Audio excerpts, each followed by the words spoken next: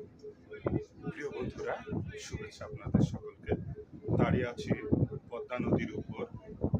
প্রমত্ত পদ্মা আগের মতো নেই।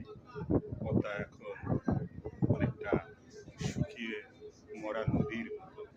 একসময় এই পদ্মা খুবই প্রমত্ত ছিল, ছিল ভরা যৌবন।